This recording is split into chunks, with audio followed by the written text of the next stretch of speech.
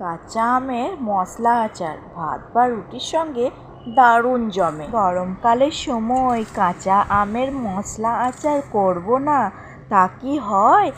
চলো ভিডিওটি দেখার আগে লাইক সাবস্ক্রাইব করে নিই যদি না করা থাকে। তো চলে আসবো কাঁচা আম নিয়ে। 4টে কাঁচা আম নিয়েছি এখানে। এই আমগুলোকে ভালো করে জলে কচলে ধুয়ে নিতে হবে। তো আমগুলো ধোয়া হয়ে গেলে আমি একটা থালার মধ্যে চাপিয়ে রেখে দেব। তারপর আমগুলোকে ছোট ছোট করে কেটে নিতে হবে। কেটে নেওয়ার পরে পরিমাণ মতো লবণ ও হলুদ দিয়ে মেখে নিতে হবে। এখানে 2 চামচ লবণ ও 1 চামচ হলুদ নিয়ে নিতে হবে। তারপর ভালো করে হাত দিয়ে মেখে নিতে হবে। একটা দিন রোদ্রে আমগুলো শুকোতে দেব। পরের দিন আমরা কালো জিরে, শুকনো লঙ্কা, জোয়ান, ধনে, মেথি ও মৌরি নিয়ে নিয়েছি। এই গোটা মশলাগুলো এবার কড়াইয়ে ভেজে নেব। এই যে এখানে আমি সমস্ত রকম মশলাটা দিয়ে দিলাম।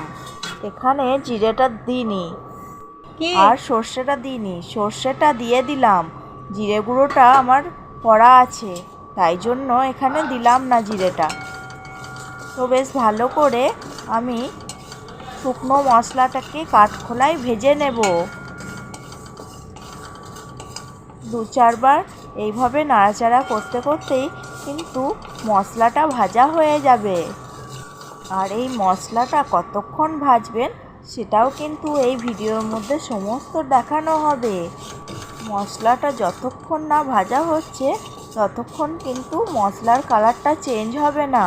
মশলাটা যখন কালো হয়ে চলে আসবে তখন কিন্তু মশলাটাকে নামিয়ে নিতে হবে। এই গরম মশলাটাকে ঠান্ডা করে নেব। গরম মশলাটা ঠান্ডা হয়ে গেলে আমরা একটা ব্লেন্ডারের মধ্যে ব্লেন্ড করে নেব। ভাজা মশলার সেন্টই আলাদা হয়। একটা দিন শুকানোর পরে আমগুলোকে আমরা নিয়ে চলে এসেছি। তো আমগুলো একটু শুকিয়ে গেছে আর ড্রাই হয়ে গেছে। আমের গায়ে হলুদ আর লবণগুলো কিন্তু মিশে গেছে। এরপর একটা বাটির মধ্যে আমরা তেলটা নিয়ে নেব। 1.5 কাপ মতো আমি এখানে তেল নিয়েছি। 1.5 কাপ তেলেই কিন্তু যথেষ্ট। তেলের মধ্যে ওই গুঁড়ো মশলাটা মিশিয়ে নেব। আরও কিছু মশলা অ্যাড করতে হবে। এখানে নিয়ে নেব একটু কাশ্মীরি পাউডার আর নিয়ে নেব ঝাল লাল লঙ্কার গুঁড়ো,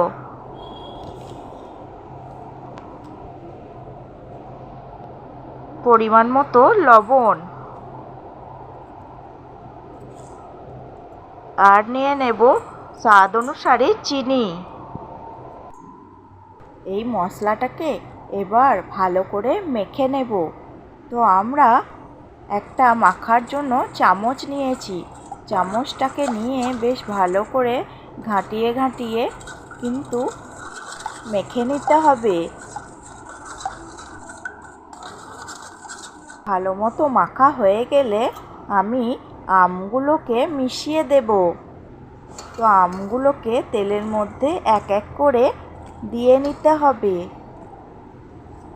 সমস্ত আমগুলো দিয়ে নেব।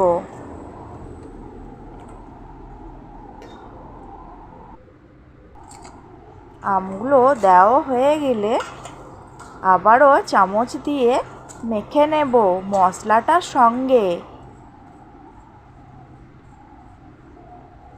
যে এখানে মশলাটাকে আমের সঙ্গে মাখিয়ে দেব। মাখা হয়ে গেলে আমি জিরে গুঁড়োটা দিয়ে দেব, যেটা আমি আগে থেকে তৈরি করে রেখেছিলাম। জিরে গুঁড়োটা এবার আমি ভালো করে চারিদিকে মিশিয়ে নেব। যখন ভালো করে মাখা হয়ে যাবে তখন রোদ্দুরে দিয়ে দেব। মোটামুটি 3টে দিন রোদ খাওয়াতে হবে। 3টে দিন রোদ খেলে আচার পেকে যাবে। তো আচারটা দেখতেও যতটা সুন্দর হয়েছে, খেতেও ততটাই সুন্দর হয়েছে। তো আমি এবার একটা জার নিয়ে নিয়েছি, জারের মধ্যে সব ভরে নেব। আর এই আচারটাকে প্রতিদিন রোদ্রে দিতে হবে, তাহলে আরও খেতে ভালো হবে।